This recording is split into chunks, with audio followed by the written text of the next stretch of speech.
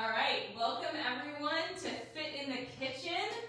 I am Chef Lerone and Coach Robin. And we're here in the Stern Family Teaching Kitchen and Blaise Bernstein School of Culinary Arts. And today we're going to talk a little bit about Passover. So Passover starts tomorrow night, and we have a whole week of eating matzah. And those of you who like to work out, matzah kind of makes you feel a little bloated, a lot bloated. And people tend to eat a lot of matzah during Passover. So we're going to talk a little bit about how you can maybe help that out. And I feel like with the diet, the most important thing is eating things in moderation. You don't want to take things out of your diet. We're still going to eat matzah for Passover, but everything in moderation, and maybe choosing well with what you're putting on your matzah as opposed to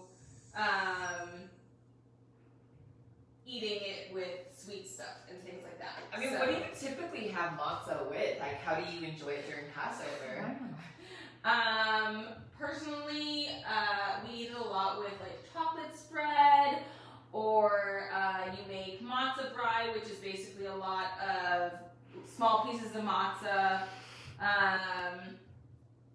soggy with some egg and stuff, and then you fry it together, but then you end up eating a lot more than you initially intend to. That makes sense. You eat, like, one piece of the matzah brei is probably like at least 3 matzahs. Would one matzah piece be this whole piece right here? You would enjoy that? Yeah. And multiple? Okay. Yeah. Okay. So, I mean, like, from a nutritional standpoint, like, the only thing that I would kind of focus on is how you feel after you consume these foods. And this is a wheat flour at the end of the day, so how it interacts with your blood glucose levels and your insulin levels, it might spike you up, right? Give you a bunch of energy. So I'm curious to know, like, how do you feel after having, like, matzah with chocolate, like, an hour or two afterwards? Are you, like, chilling with the family on the couch? Yeah. So I think, like, the matzah dishes that we chose today is, like, very well balanced. So you still have the matzah, but there's things included with it, like fiber and then protein as well. So it's really going to stabilize its effect on your blood glucose level, so you still feel energized, which the purpose of food is to really energize you, nourish you, and help you feel, connected with your family while you're celebrating as well. Right.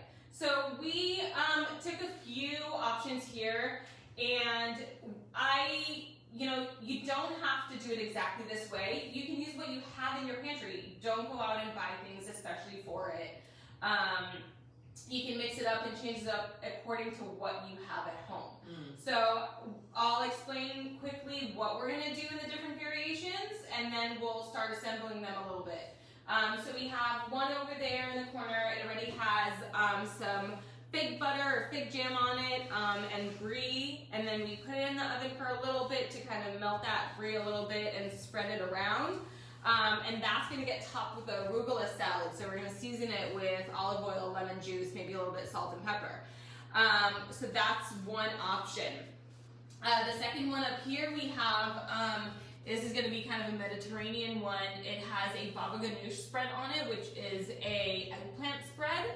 But you can use other things if you want. I'm not using tahini or hummus because tahini for Ashkenazis is not, they can't eat that. So just trying to stay away from that. But if you do eat tahini, you can go ahead and use hummus instead. You can use tahini, add that flavor. It's going to get this Israeli salad, just tomatoes and cucumbers mixed together. Again, olive oil and lemon juice, hard-boiled egg, and some jalapenos. And then over there we have a bit of a Mexican style. So instead of salsa, I don't have salsa at home, but we used matbucha, which is kind of the Israeli salsa. And then on top of that, we're going to put a fried egg, some slices of avocado, and to decorate the two of these, we have some chopped up parsley. All right, so we're gonna get started. So you can go ahead and season our salads a little bit. We have some lemons. We're gonna use the extra virgin olive oil because we're not heating it up. We can go ahead and use that instead of the regular olive oil. Yeah, and I remember with our last Fit in the Kitchen series, we were talking about what the best way to have olive oil was, and it was unadulterated. So just like us, we are preparing foods today. Just a little bit of dash on top of the arugula. Arugula is like spicy greens, and then later I'll put some on top of the cucumbers and tomato as well. And then some lemon in both of these. And then even for the brie, I chose here, I took the light brie.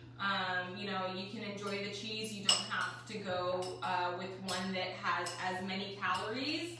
You can still enjoy the flavor, a little lighter version. So you don't have to go with full on everything. So now that we have that seasoned, for the Mexican one, literally, we're just gonna put egg on top. Alright.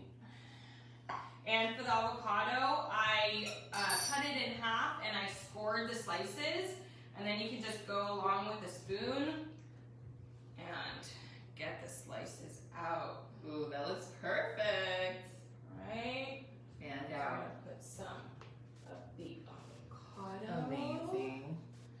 Alright, and we've got Cilantro. cilantro. I said parsley, I didn't mean cilantro. Alright, we have this one. So we have one ready to go.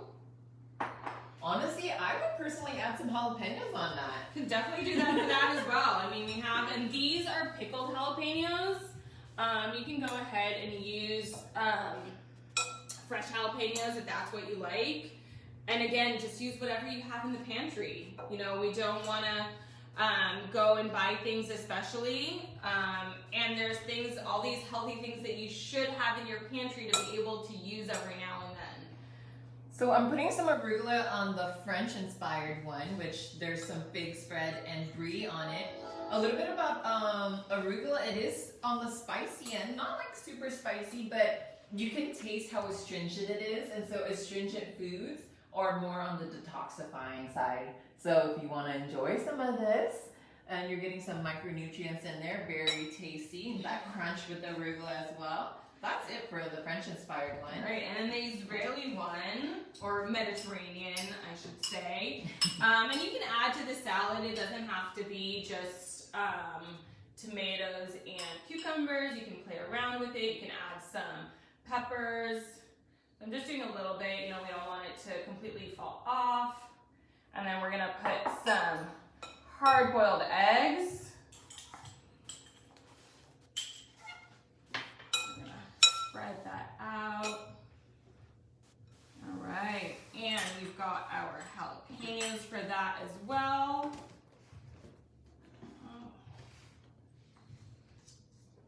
And we're gonna add a little bit touch of cilantro to this one because you know, it's always adds. Wow, these look so delicious. And of course, you can sprinkle salt and pepper on top. They all look really well balanced. Yeah, and colorful as well. Yummy. So we have some nice ideas for Passover. I mean, I know that we all kind of tend to just eat a lot and continuously eat during Passover or in general during the holidays. You know, we're going to be having long meals and big meals both Saturday. Some people are going to have it on Sunday as well with lots of wine. So it's important, like the next couple of days, kind of take it easy. Try and do some smart choices. Have one of these for lunch instead of having matzah with chocolate. And then, you know, on a regular basis, you don't necessarily eat as much bread and stuff. So you can just keep on eating what you usually do. Make a nice large salad for lunch. Yeah. You don't have to steer away from that and eat matzah just because it's Passover. We have a question. Okay. Would you recommend cutting the matzah before? So, you know, matzah falls apart. You don't know that yet. No, I don't. Matzah's a really large cracker, so it will be kind of hard to eat it the way it is now. It is very pretty, but for your personal, while you're eating, I would definitely say to cut it in half and do each half with some on it, and then you have a smaller piece to deal with because it will break when you're going to try eating it. Yeah, okay. so that's a good idea. I would definitely cut it in half. Go ahead and do just a half of a matzah. And you know what? You can even just do the half a matzah with your toppings and see if that fills you. And only if you're still hungry, then you can go ahead and do the second half. You don't have to make both halves right away. You know, you need to kind of make sure you eat slowly, don't eat quickly, and kind of give your stomach a couple minutes to digest and see if you're still hungry and you want to eat more, or if you're okay. Yeah, I think the biggest thing with celebrations is like there's so much energy around it, right? Like everyone's gathering, it's so much excitement. So that kind of intensity energetically, we might rush through our eating. And so you brought up a good point, really chewing the food and letting that power you up, you know? So I think taking your time, sitting with a friend or a family, and then later enjoying that and letting it break into your mouth, you really might find, I'm looking at these meals right here, and I'm recognizing that half of that's going to make me feel really full. Yeah, so also I was going to say, choosing, if you're going to work out, don't eat these before workout. Aw. Yeah, I mean, yeah, so again, also if you're working out, if you want to put those into your schedule, make sure that these meals are left for either an early dinner or after your workout, not right before you work out. It's going to be very heavy on you, and it's going to make it very hard to work out. And I mean, I don't know about the metabolism, how you're going to digest everything.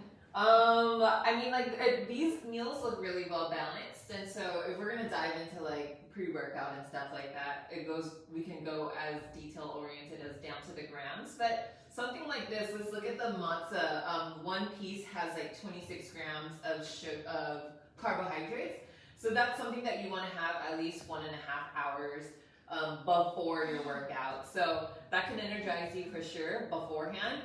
I don't know if you end up choosing something high in fiber, you're gonna run to the restroom halfway through your workout. But these look like really good meals. They can fuel you up beforehand, but anything close to an hour, you might want to have less than that, like half or a quarter, but definitely an hour and a half to really enjoy the whole thing. Sounds good. Does anyone have any other questions?